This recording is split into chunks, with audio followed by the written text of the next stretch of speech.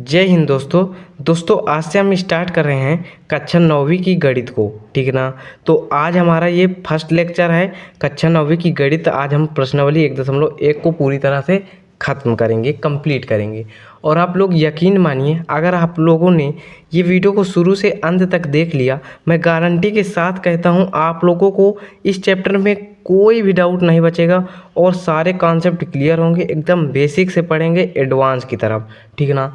तो आप लोग अपना स्टडी शुरू कर दीजिए। यहाँ पास हम लोग सवालों को हल करने से पहले हम लोग कुछ इम्पोर्टेंट संख्या पद्धति परिभाषाओं को पढ़ेंगे। चलिए पढ़ लेते हैं। यहाँ पास क्या है कि क्या होता है, सम संख्या क्या होती है, विषम संख्या क्या होती है, भाज्य संख्या क्या होती है, अभाज्य संख्या क्या होती है। संख्या पद्धति यानी कि संख्याओं के लिखने के तरीका या ढंग या प्रणाली, वही संख्या पद्धति है। ठीक है ना। इनके महत्वपूर्ण परिभाषाओं को सबसे पहले हम लोग समझते हैं। देखिए, जैसे कि संख्या पद्धति में आता है आपका सम संख्या। क्या होता है सम संख्या?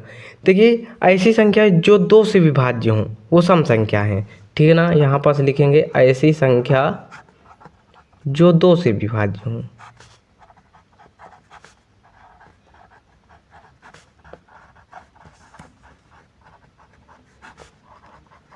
ठीक है ना। ये सम संख्या होती है। जैसे कि एग्जाम्पल की बात करें, एग्जाम्पल में जैसे कि 2, 4, 6, 8, अगर इनमें 2 का भाग देंगे तो सब कट जाएंगे। ये आपकी होती है सम संख्या। विषम संख्या क्या होती है? विषम संख्या है जो 2 से विभाज्य ना हो। ठीक है ना। जो 2 से विभाज्य ना हो।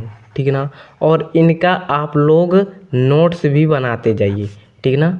ये चीज़ आप लोग ध्यान देना, हमारे साथ आप लोग इनको सॉल्व लिखते भी जाइए।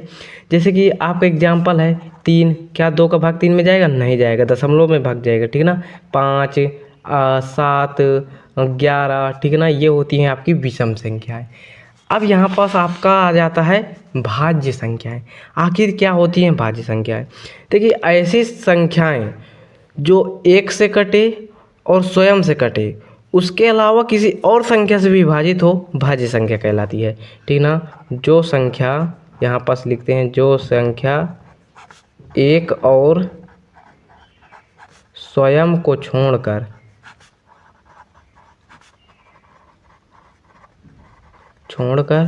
किसी अन्य संख्याओं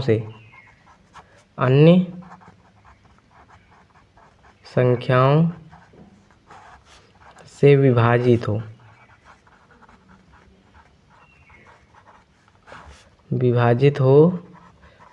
क्या कहलाता है? भाज्य संख्या कहलाता है। एग्जाम्पल की बात करें, 4 है, 6 है, 8 है, 10 है। ठीक है ना। ये 4 जो है ये 1 से भी विभाज्य है, 4 खुद से भी विभाज्य है, और ये 4 2 से भी विभाज्य है। ठीक है ना। और जैसे कि ये 6 है, ये 1 से भी विभाज्य है, 6 से भी विभाज्य है, प्लस 6 जो है 3 से भी विभाज्य है। ठीक है ना। 2 से भी विभाज्य है। 8 है, ये 1 से भी विभाज्य है, 8 से भी विभाज्य है, और 2 से भी विभाज्य है, 4 से भी विभाज्य है। ठीक है ना। तो समझ गए ना भाज्य संख्या क्या होती है। अब यहाँ पास आपका आ जाता है अभाज्य संख्याएं। क्या होता है अभाज्य संख्याएं? ऐसी संख्या जो एक और स्वयं से विभाजित हों और किसी संख्या से विभाजित ना हो, वो होती हैं अभाज्य संख्याएं। लिखते हैं, जो संख्या केवल और केवल, ठीक है ना, केवल एक और स्वयं से विभाजित हो, क्या कहलाता है? वो कहलाता है अभाज्य संख्या। ठीक है ना।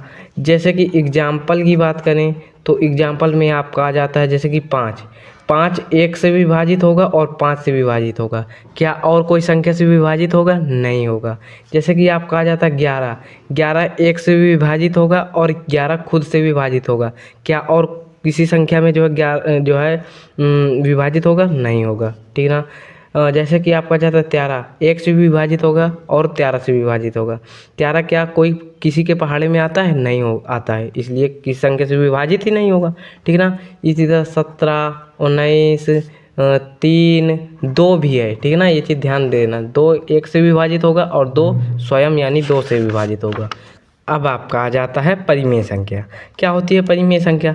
देखिए ऐसी संख्या जिसे जिसे क्या करें हम, जिसे हम p बाई क्यू के रूप में लिखते हैं, ठीक ना, p बाई क्यू के रूप में लिख सकें, ठीक है ना, वो परिमेय संख्या होती है। और एक कंडीशन ये है कि Q equal to not zero होना चाहिए, क्यू के स्थान पर जीरो नहीं होना चाहिए। एग्जाम्पल की बात करें तो जैसे कि माइनस का 3 है, 3/2 है, इनको p बटे क्यू के रूप में लिख सकते हैं, -3/1 लिख सकते हैं ना, ठीक है ना। अगर हम कहते हैं 3/0 परिमेय संख्या है, नहीं है, क्योंकि ये p तो है पर ये जो क्यू है ना, क्यू के स्थान पर जीरो है, और मैंने क्या कहा कि क्यू के स्थान पर जीरो नहीं होना चाहिए। समझ गए ना बच्चों। अब यहाँ पास आपका आ जाता है अपरिमेय संख्या है। अपरिमेय संख्या क्या होती है? जिसे p बटे क्यू के रूप में ना लिखा जा सके, सेम परिमेय संख्या का उल्टा लिखते हैं, जिसे p बाई क्यू के रूप में ना लिखा जा सके, ठीक है ना, के रूप में ना लिख सके, ठीक है ना। यहाँ पास जैसे कि आपको मैं बता दूं, जैसे कि यहाँ पास है, जैसे कि कह दिया जाए √3, इसे हम p बाई क्यू के रूप में नहीं लिख सकते हैं, ठीक है ना। जब √3 का मान निकालेंगे ना, दशमलव में बहुत दूर तक भागता चला जाएगा, ठीक है ना।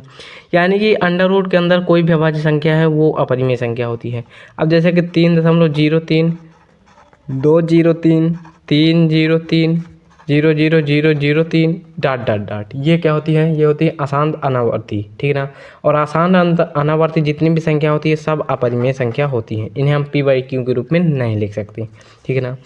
अब यहाँ पास आपका जाता है वास्तविक संख्या है। क्या होती है वास्तविक संख्या? वास्तविक संख्याओं में जो है परिमेय संख्याएं भी आती हैं और अपरिमेय संख्याएं भी आती हैं।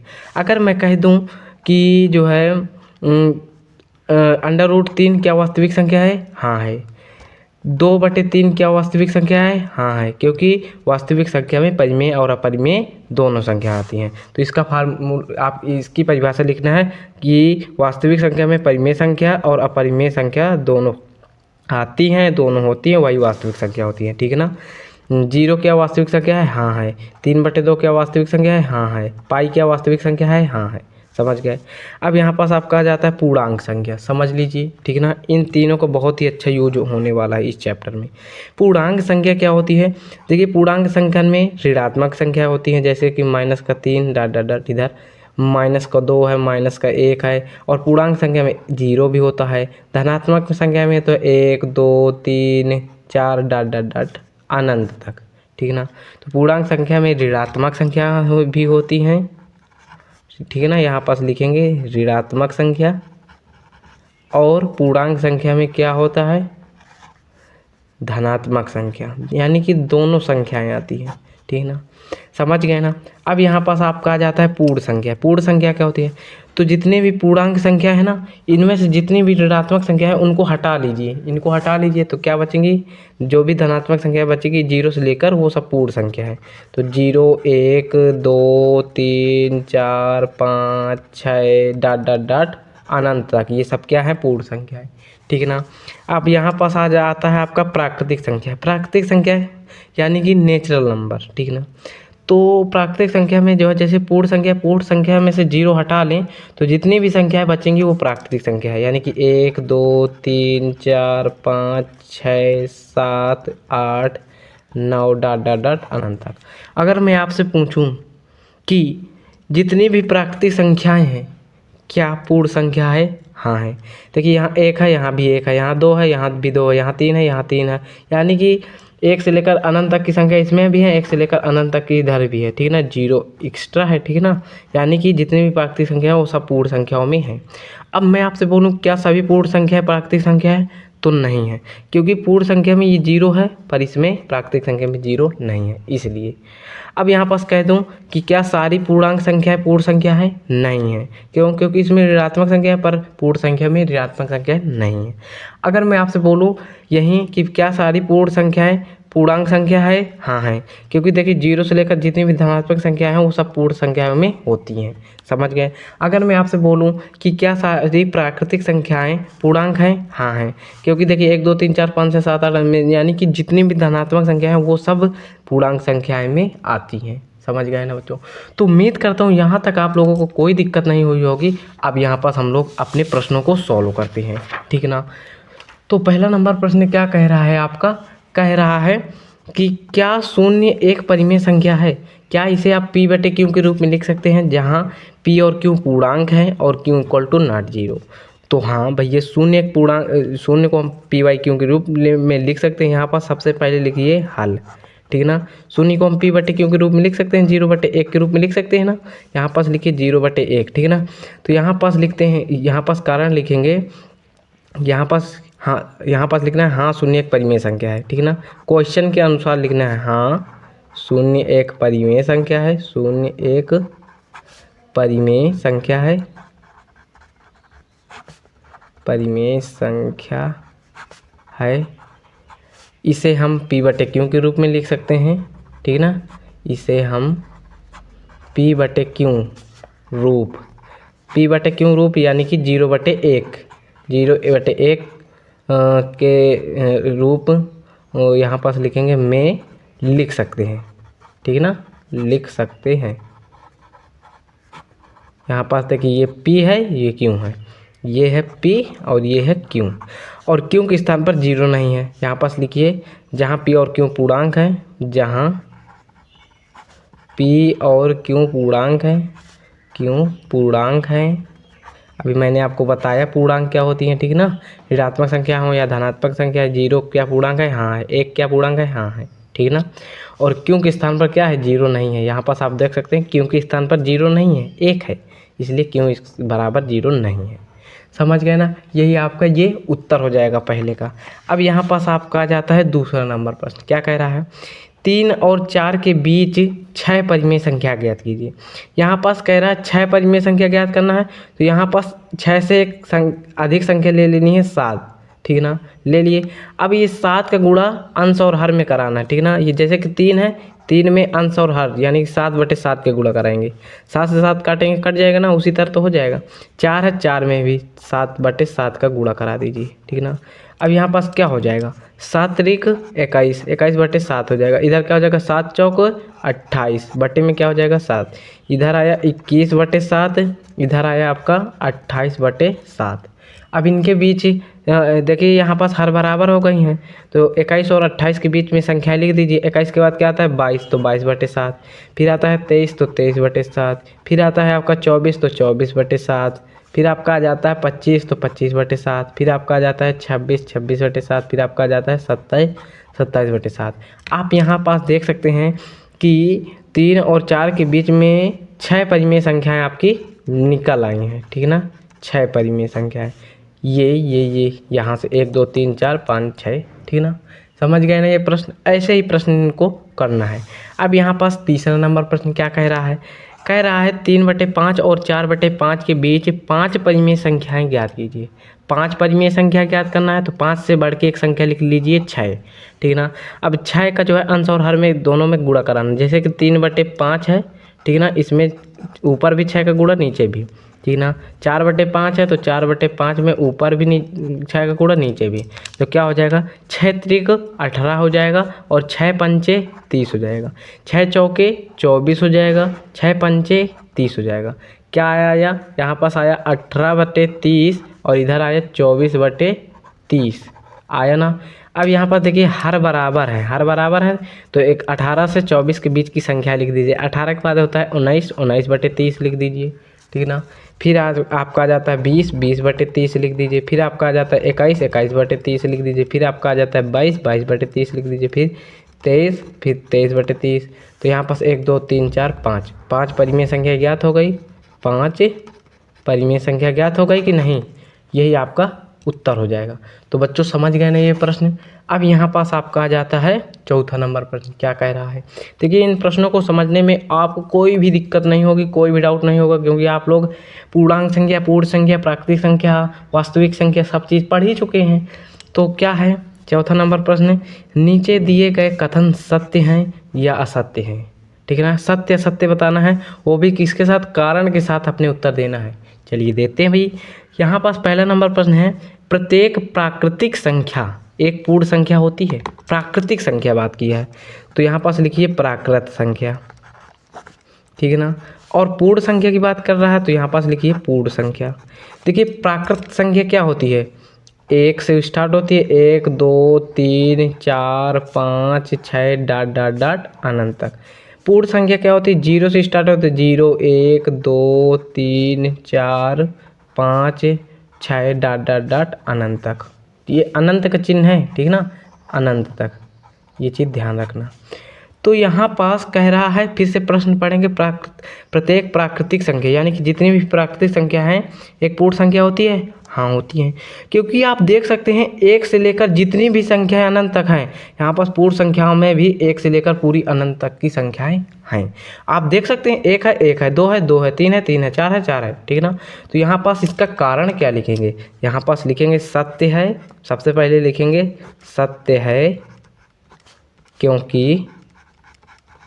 क्योंकि यहाँ पास लिखेंगे क्योंकि पूर्ण संख्याओं के संग्रह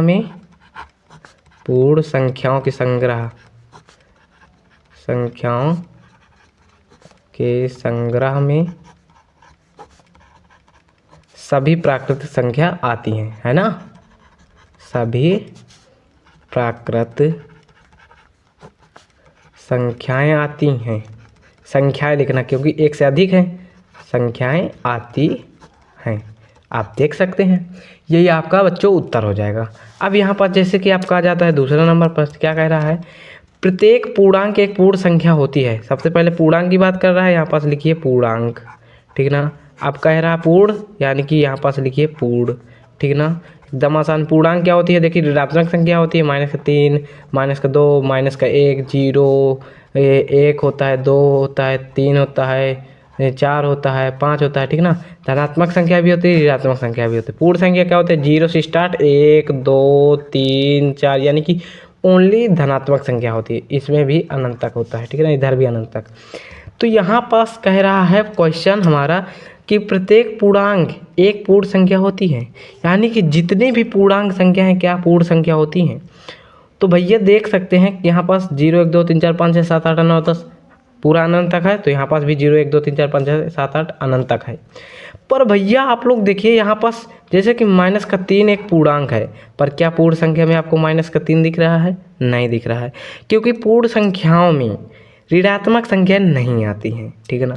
तो यह कथन हमारा क्या है, असत्य है, असत्य है भाई। यहाँ पास लिखेंगे कथन क्या है हमारा, असत्य है। क्यों, क्योंकि यहाँ पास लिखिए क्योंकि पूर्णांक में ऋणात्मक संख्या, क्योंकि उदाहरण लिख देते हैं, क्योंकि उदाहरण यहाँ पास लिख देते हैं, उदाहरण -3 एक क्या है, पूर्णांक है और -3 पूर्ण संख्या नहीं है, पूर्ण संख्या नहीं है। ये आपका क्या हो जाएगा, कारण के साथ उत्तर हो जाएगा। समझ गए ना प्रश्न। अब यहाँ पास आपका आ जाता है ये तीसरा नंबर प्रश्न, क्या कह रहा है, कह रहा है बच्चों प्रत्येक परिमेय संख्या एक पूर्ण संख्या होती है। परिमेय संख्या पहले आप लोग लिखिए, ठीक ना, ये चीज़ लिखिए तब आपको ज़्यादा अच्छे से समझ में आएगा, ठीक ना। तो परिमेय संख्या क्या होती है, देखिए परिमेय संख्या जिसे P/Q के रूप में, जैसे 3 है, 4/3 है, -4/5 है, -4 है, -3 है, ठीक है ना। ऋणात्मक संख्या भी परिमेय संख्या में होती है। अब पूर्ण संख्या क्या होती है, 0 से स्टार्ट, 0 1 2 3 4 5 6 डॉट डॉट डॉट अनंत। आप देख सकते हैं कि जैसे कि परिमेय संख्या में 3 है, यहाँ पास पूर्ण संख्या में भी है।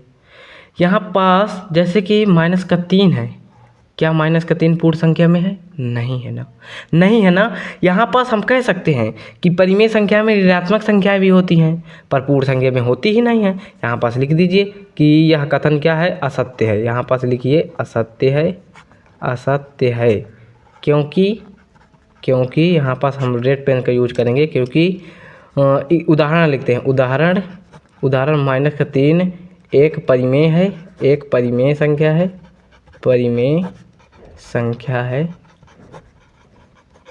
लेकिन पूर्ण संख्या नहीं है, ठीक ना, पूर्ण संख्या नहीं है, क्योंकि पूर्ण संख्याओं में ऋणात्मक संख्याएं नहीं आती हैं।